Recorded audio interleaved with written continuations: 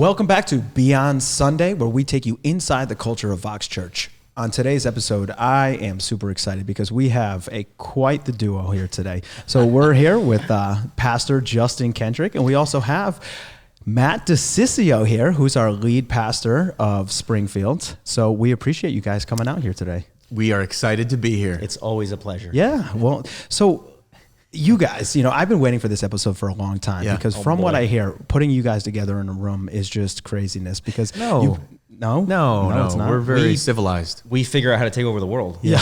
Very civilized. That's exactly my point. So you guys have been friends for, I've known you all the way back to Pastor Bob's church, which is Chrissy's dad, Bob Appleby. He had a church in Clinton. And I know you, what was that?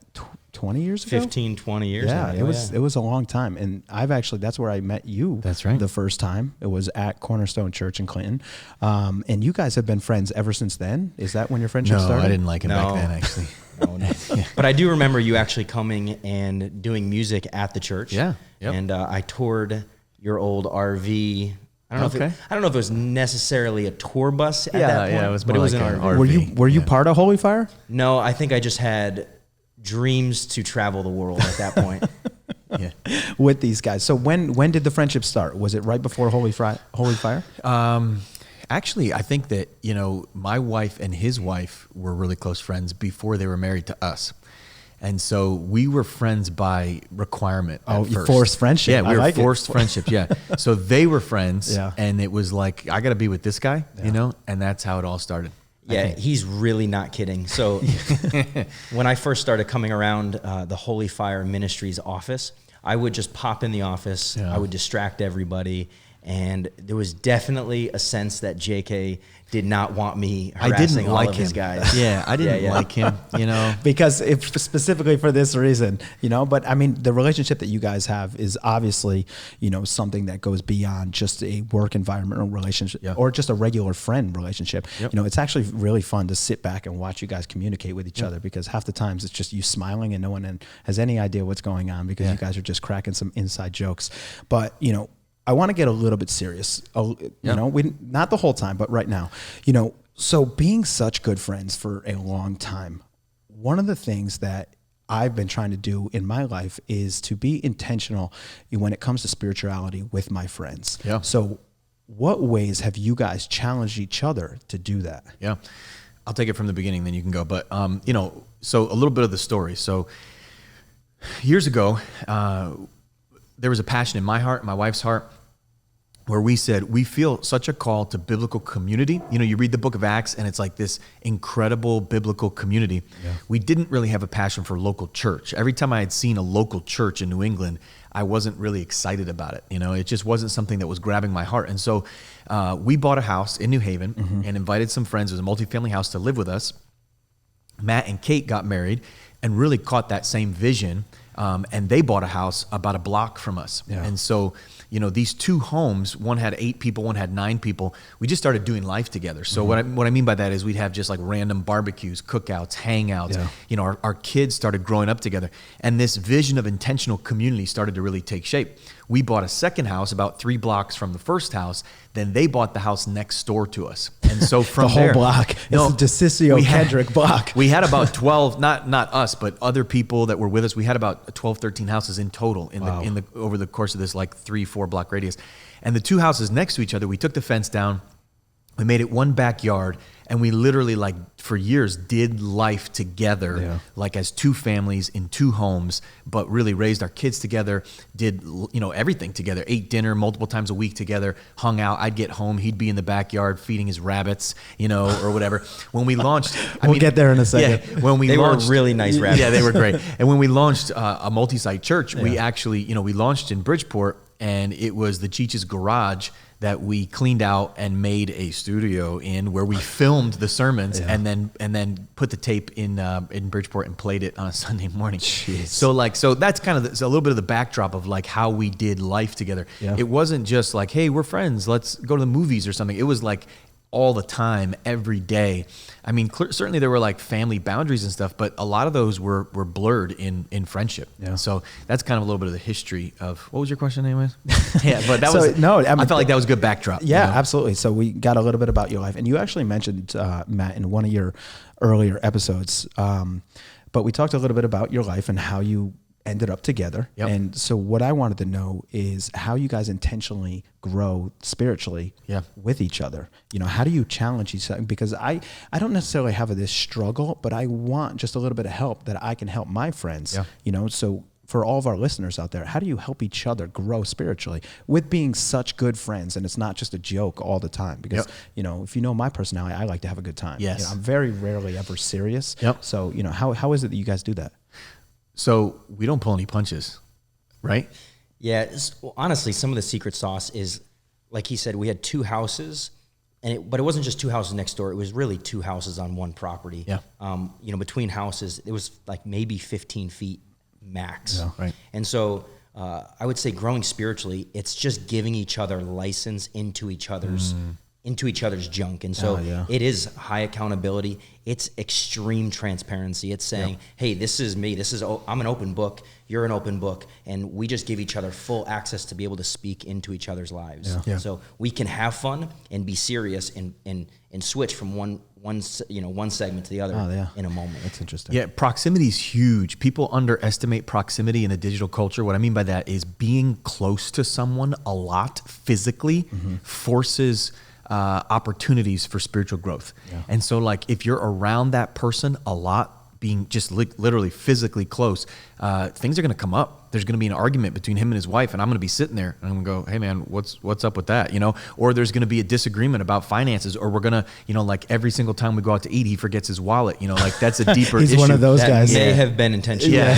Maybe it wasn't. And so, you know, so like things come up, and that then creates conversation. And one of the things we say around here is our relationships build muscle, which means that we are 2 imperfect people, but we are going to shoot straight with each other. And we've had like a covenant that says, hey, if there's something between us, we're going to address it. And, you know, we actually had a disagreement an hour ago, you know, and Should we go there? oh yeah, it was about you. We said, we don't want to, no, I was kidding. We're like, how do we not break this news to Kurt? Yeah, it's your fault. No, but it was good. I mean, like that's what we do when we have disagreements. We talk about them, and then we forgive each other, because there's been plenty of times. I mean, I think both of us are pretty hard to offend, but we do forgive each other. You know. So going back to the houses in New Haven, what was it like living, you know, with so close to each other? Because it wasn't just you guys. It wasn't just your families. It was a bunch of families, wasn't it? Yeah. Oh yeah. I mean, how many in total? We don't actually know. Oh no! Should I go to the city of New Haven? Should I pull some records here? Or so we had houses directly next door to each other. There was another close friend family that had their backyard was adjacent to that yard. There was another one on the other side of Justin. There was a guy across the street. 2 houses down, 3 houses down the other. So like before you know, if you actually counted up the families, I mean, there had to be 12, 13 families in 2-3 square blocks.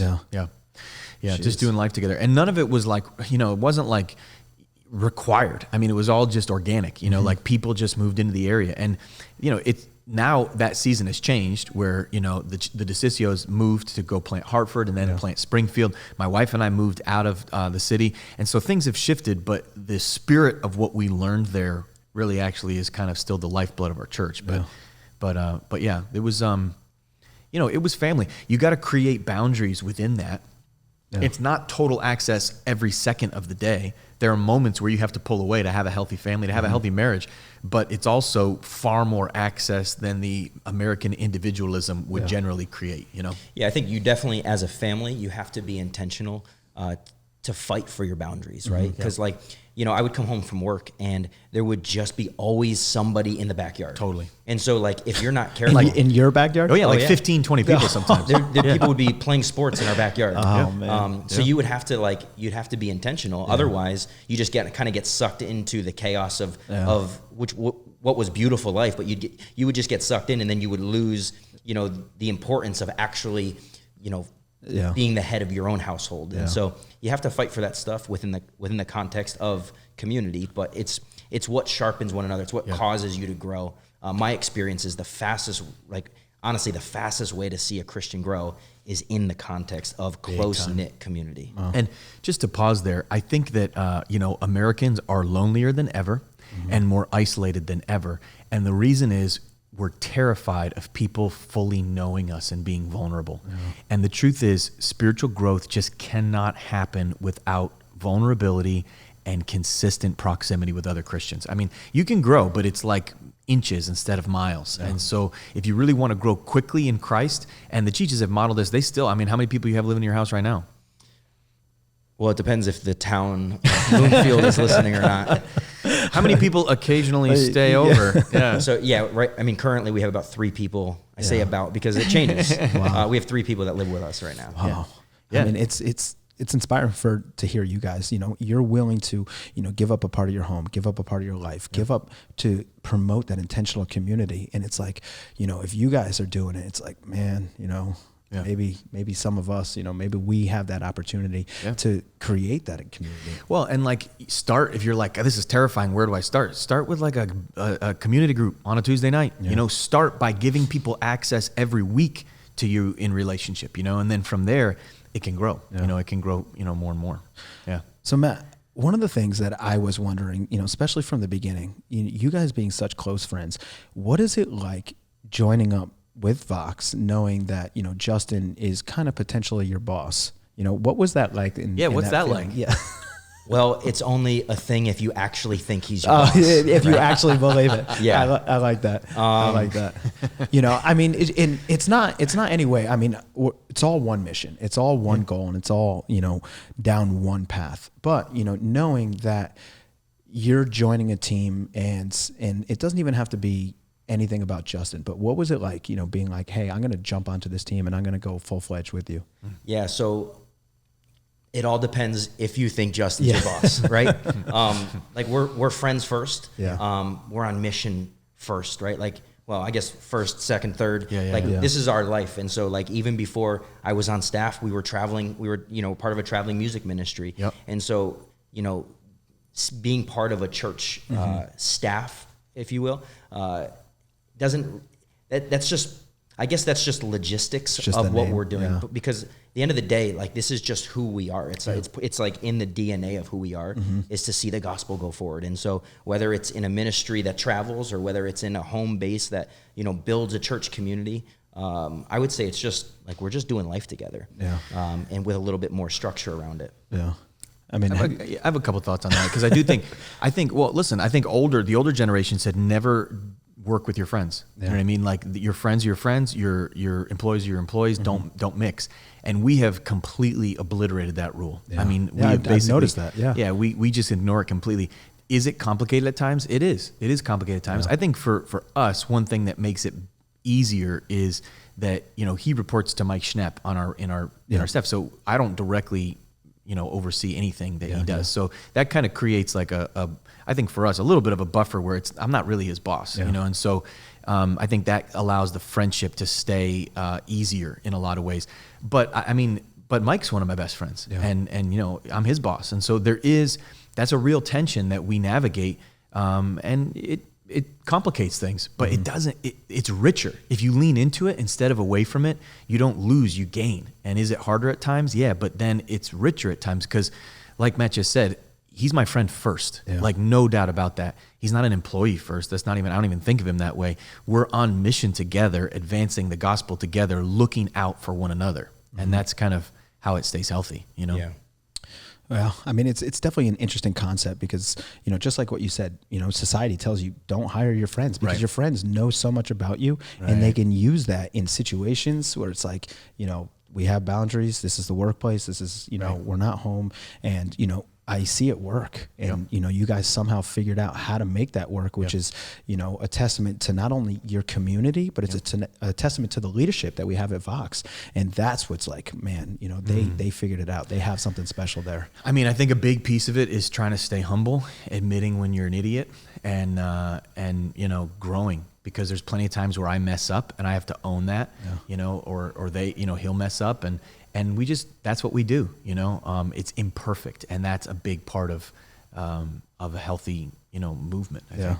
I think one part to another part that's helpful too is that we dream together, right? Mm-hmm. And so it's not like a heavy fist of, hey, you have to make sure you're doing this, this, and this. Yeah. It's like really we craft where we're going together. And so, when we're writing goals together or when we're figuring out what's the next mountain to take, there's an ownership instead of a dictatorship. It's really, it's a partnership. And so across the board with much of our staff, like we're all in this together. And so we really do, we write our goals together. And so what that does is it creates this drive within the individual that I want to take this next mountain. Yeah. And so at the end of the day, nobody wants to miss goals. Nobody wants to fail. We all want to succeed, knowing that we're really part of something bigger than ourselves. Like we want to see the gospel advanced. And so we all work passionately to do that. Yeah.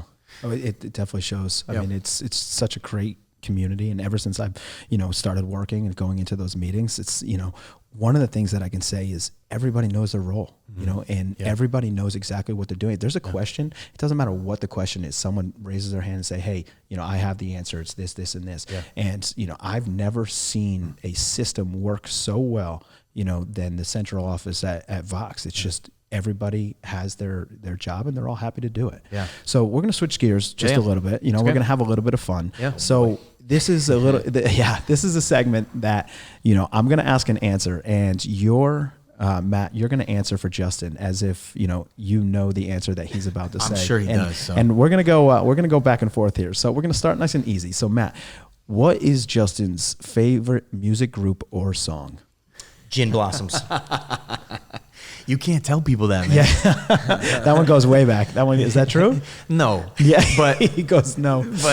But they are kind of awesome. Yeah. They're in every Stop and Shop across the Northeast. Actually, can you maybe sing a little bit of it? No. Yeah. So the Gin Blossoms, I did go and see the Gin Blossoms at the North Haven Fair a number of years ago, and it was one of the best experierices of my life. I'm seeing all of our production guys here just shake their head, and they're all laughing. We have literally been picking on them ever since we went to see them.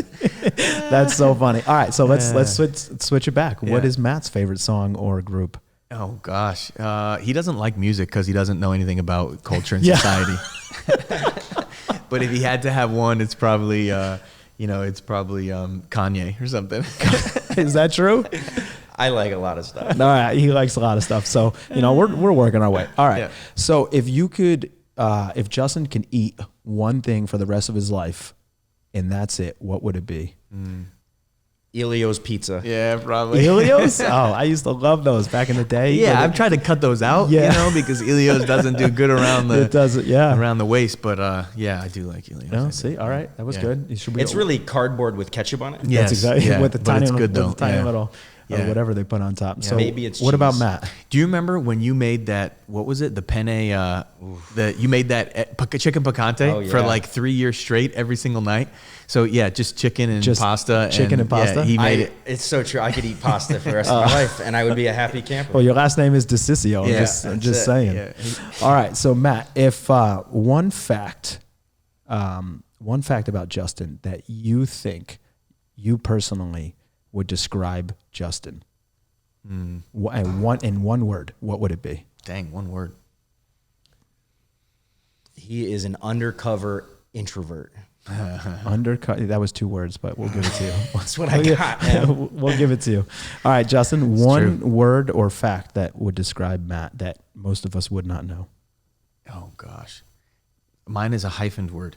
It's 3 words, but it's hyphen. Yeah, that's exactly what he did. You guys are both cheating here. We're trying to one word. He is a master of community. Master of community. He is. Yeah. They're hyphen the master of. Yeah. Like he. I have to preface that, but like if you get him around people, he'll build family instantly. It's just in him. It's who he is. Mm-hmm. Yeah. Interesting. Yeah. Master of community. He is. He really is. I like it. So I feel like that was just in his bones. He was he was trying to build me up. I was trying to give people an inside scoop. No, it's just true. I mean, he's making you sound good. No, well, here's another thing. Maybe people don't know because they know you as a pastor who's planted churches. He can fix or build anything. No. We don't talk about that. That's interesting. He can fix or build anything. Okay. I mean, anything. And if he can't do it, he'll figure it out and pretend like he can and do it better than the guys who actually know how to do it. That he has can fix or literally build been anything. my best kept secret up until which is funny because right I can fix and build nothing. Yeah. I'm just like, my hands don't do what they're supposed to. Whereas like, I seriously, there's been so many little projects. I watch him and I'm like, that's amazing. That would have taken me 3 hours. You just did it one try. Yeah, but you've really come a long way. I appreciate that. Look at he's trying to pass it. No, back. no. I'm like his assistant. Yeah. Actually, if anybody has any painting needs, Justin Kendrick, you started with a painting business. Call me at Kurt Garceau's Keys to Success. That's right. That's funny. He can be found at the North Haven CrossFit. Yeah, that's right. I'm not much of a painter. So what would you say is your favorite or most memorable memory of Justin? And it doesn't have to be a crazy story, but what was that one time you were like, it could be funny, could be powerful, could be anything? Oh man, he has no memories of that. I have never made a memorable impact. Never an impact. No, honestly, it's just the everyday stuff. I mean, I remember coming home. I would come home from work every day, and we would hang out in the backyard. We had a burn barrel. We did. We literally kept this burn barrel burning for almost an entire summer straight. And so the point of the story is not about the burn barrel, but it's just about the hours that we would just spend in the backyard playing with our kids, clear cutting this ridiculous yard. Yeah. It's just the everyday flow of life that I would say makes what we have so special. Yeah, I agree. Yeah.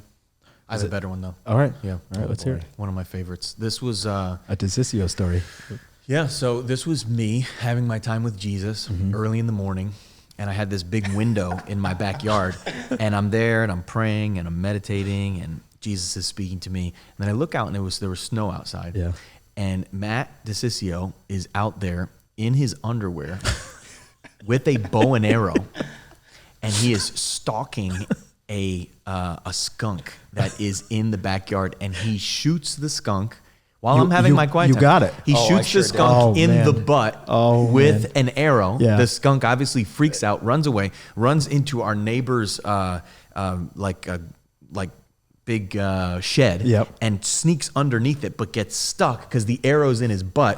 Gets stuck going under the shed with an arrow sticking out of his butt right there. And so we had to pull the arrow out of the skunk's butt.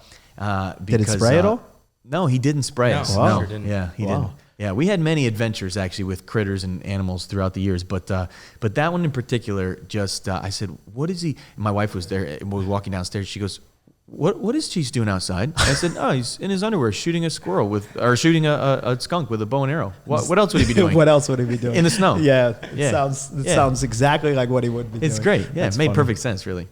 All right, Matt. So what? I think he won that one. Yeah, he might have won that. He had a little bit points for that. He had a little bit better of a story than you did.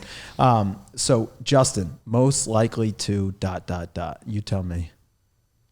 I'm confused. What's the question? So most likely to. We're gonna do some superlatives like here. in high school. Yeah, most likely to. What would he come to mind? I know I'm throwing these out, so you could think about it for a second. Are we looking for a serious answer? No, no. Great. It could be anything. Yeah, most likely to. Don't say Elio's Pizza either. No, I don't. All right, we'll switch to you. We'll switch. I'll let you think. At least a second. Most likely to evade the police on a 4-wheeler. Oh, those days are over. He says that, but I don't believe him. I heard about those Clinton days. He has a 4-wheeler or two in his garage, and I think it's still in his bones, and he just doesn't have a conscience about it. And I don't understand that because Jesus is supposed to sanctify these things, but I don't think that's sanctified. All right. Look at him smiling. Most likely to do a music comeback tour or take over on the worship team on a Sunday morning. Well, that's true. I've been asking for a long time. I said, when are we going to get a solo? When are we going to get a song? When are we going to get anything? They give me a solo every week. They make me so low you can't hear me. It's only a matter of time when he really just pushes Joey aside and just starts singing. And takes his mic. It's a matter of time. I do it every time. week, but they bury my mic in the mix. I know what's going on. So he's like tapping the microphone in the mix. Yeah, our production people know it's true. Yeah, it's so funny. Yeah, they're all getting fired. That's so funny. Well, one thing about having you guys here, you can really see the authentic friendship and relationship that you guys have. And again, it's just awesome to be around you, and it's contagious in what you guys have. So I appreciate you, both of you coming out here today. And I'm excited because I'm going to put you guys on the books for round 2, and we're going to go at it again. Sounds good. So thanks again for being here. I appreciate it. Absolutely. Yeah, enjoy. Sign us up.